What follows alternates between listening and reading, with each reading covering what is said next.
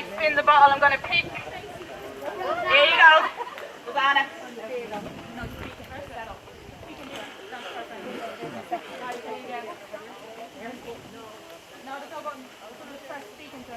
Mary?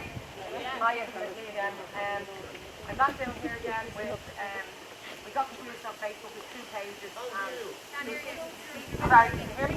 Yeah. Okay, we're going to blend our 2 pages on Facebook. We set them up simultaneously, we didn't know. So this march now is from Kilcock says no to IPAS.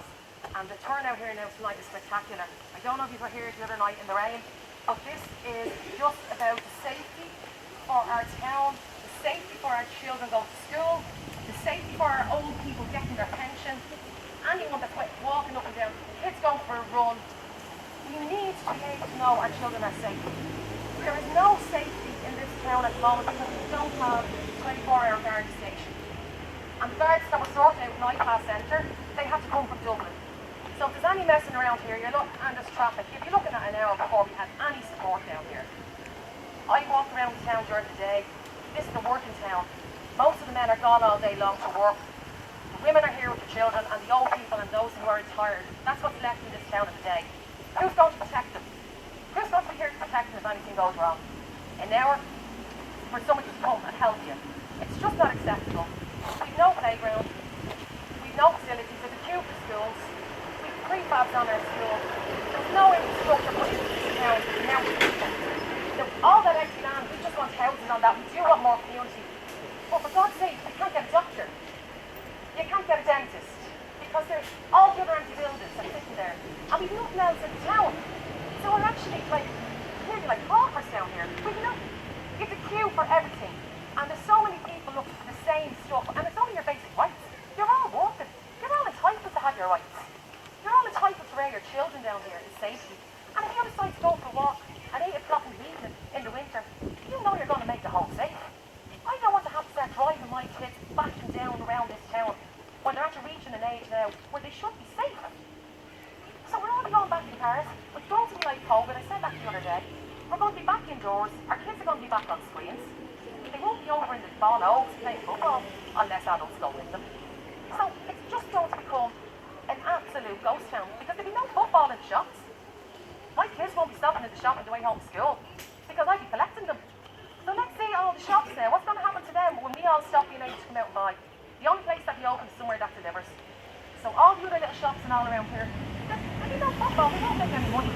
And the rents and all are shocking high as it is. So what we need to do now is we need to get all the information and we need to throw it back at the councillors. Because I hear that Mr. Lawless is going to open the ASCO court in the back of the school, so you can turn up for that. But you haven't turned up to me for the last 6 weeks when I've been screaming at the top of my lungs for help. But he's going to go open the ribbon now and he's going to get himself in the paper. But he should be in the paper here. He should be here fighting for the people of this town. We need leadership.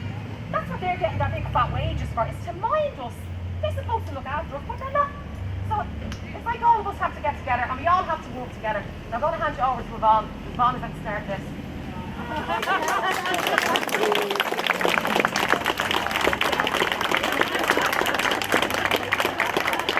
We didn't start, did you?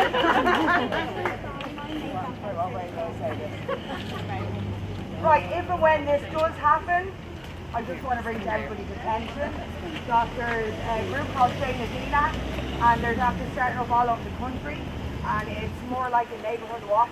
So if this does happen, we're going to need men and women, but mostly men, to patrol the town. Closer.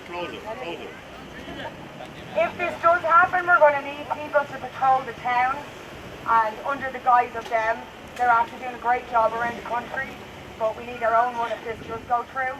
The other thing I want to bring to everybody's attention, it came to me and Siobhan's attention during the week that people from different nationalities felt offended by what we're doing, and that was not our plan at all. This is nothing to do with your nationality or your race. This is about the fact that we don't want maybe 300 men inside that building when all of these kids are coming and going to school and on their summer holidays. You're welcome.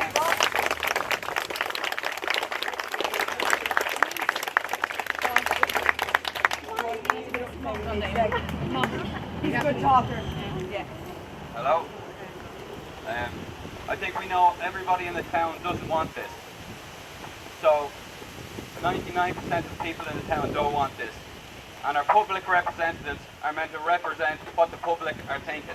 Nobody's here. Because it's government policy to push this on the people, even though we don't want it. They can find 10 million here to pay this guy, and there's homeless people sleeping on the streets in Dublin. They don't give a fuck about them. They don't care, because there's no money in it. This is the money shot. This is what they're all doing it for. It's the money. They don't care about anybody else. Michael Healy-Rae made 2 million last year. Banky McEnany 5-6 million. And there's kids. I was up in Kilmore West Community Centre the other day. They've got a cabin with special needs kids that are in emergency accommodation. They're shutting that down because they haven't got the funding. And these are kids that are homeless. 22 little kids in Kilcock that are homeless. And they say there's no funding for it. But they've got funding for this shit. When there's nothing here, there's no doctors, there's nothing. The kids have to walk the streets with these lads who can go around the place and we don't know who the fuck they are. Like, come on. It's not right, like, that's it, it's just not right. And I don't know if the government are completely incompetent. I hope they are, because if they're not, this is just evil, what they're doing to us. Yeah, that's it. We just need to get on to the councils, your public representatives, anybody, just keep hounding them, ring the council, just ring anybody, just annoy them until someone gives us an answer, someone does something for us. The guy that owns this place, we might have to just go up to Enniskerry and park outside his house and do this outside his house and let his neighbour see how he's the stress he's putting on this community. You know? He has 40 million. His company's worth 40 million. He doesn't need any more. It's just greed. That's it.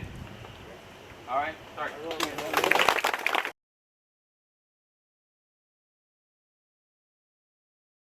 Information was very vague on it. Nobody really knew anything. I contacted Kildare County Council. They said they didn't have a clue what I was talking about. We told them there was works apparently going on inside the building. They still said they didn't have a clue what I was talking about. And after that, I tried to alert the people of Kilcock, and I started a Facebook group called Kilcock Says No. I started to get a lot of interest on that from people, and then we started getting a lot of people started talking. Then we got together. We organised our first protest last Thursday. Yeah. And straight after our first protest, Kildare County Council did actually admit, oh yes, by the way, that is very possible it's going to be an IPAS centre. And so they lied to you additionally? They lied straight out to us, yeah. Yeah.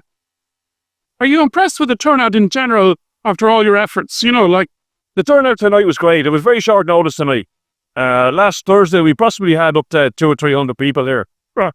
And can I ask you the question everybody gets asked, you know, are you racist and all that kind of thing? How do you respond to people who accuse you like that? There is a lot of people that do say that and that are saying that. Yeah. I'm not racist. I work in construction. I've been working with people from different nationalities, but I've had probably about 20 years when the Polish and Romanians started coming here. I have loads of Polish and Romanian friends. Yeah, that's not the issue. It's the people that are coming to these IPAS centres, they're unvetted, undocumented males, most likely with a criminal or mentally ill past. Yeah. And so for you, it's not about Ireland for the Irish or anything like that. Yeah, it's not about Ireland for the Irish. I mean, if you want to come to Ireland, you know, and you want to get a job, you pay your taxes, buy a house, raise a family, fair balls to you. Go ahead and do that. That's brilliant. And so you no problem at all with legal immigration? No. None at all. Every country needs legal immigration. Yeah. You know? And you don't think it's excessive in Ireland at all or anything like that? Well, not really, no. I mean, the illegal immigration has gotten completely out of control here in the last couple of years. Gotten absolutely insane. Yeah, yeah. And what's the next step then? Are you going to set up a marquee and, you know, put up a protest here 24/7?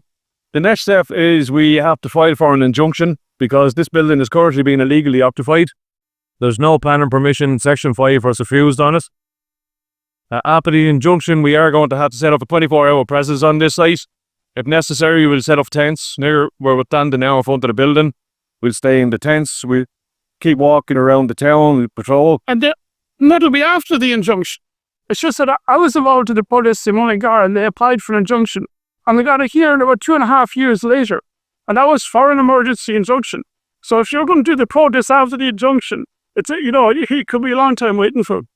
Honestly, I didn't know that. I had no idea it would take so long. As I said, this is all new to me as well, I'm just finding out all this information as I go along. I would say stay out of the courts, that's what I'd say, but other people will tell you differently anyway. Yeah, I guess there. So you involved in any of the other protests around Ireland at all, or no? Well, I've been to the last one in Dublin. Yeah, I was in Limerick and I got to Dublin again this Sunday. Well, good on you, yeah. I mean, yeah, so you're sport. I mean, otherwise we're going to prove it for me. Do you think it's growing, this kind of opposition to these centres, or levelling off? What's your opinion around Ireland? Do you think that there's more opposition than before? Or? You mean the lefties, yeah? Well, I just mean, do you think the anti-mass migration movement in Ireland is growing or declining? I don't really pay any attention to it, to be honest. I mean, you see small gatherings of them here and there, but nothing really to take notice of. I mean, compared to the gatherings for people protesting mass migration, I mean, it's nothing. Oh, yeah. And you weren't put off by the last elections or anything like that? Disappointing result and... No. Well, there you are. And is there anything else you'd like to add to this interview?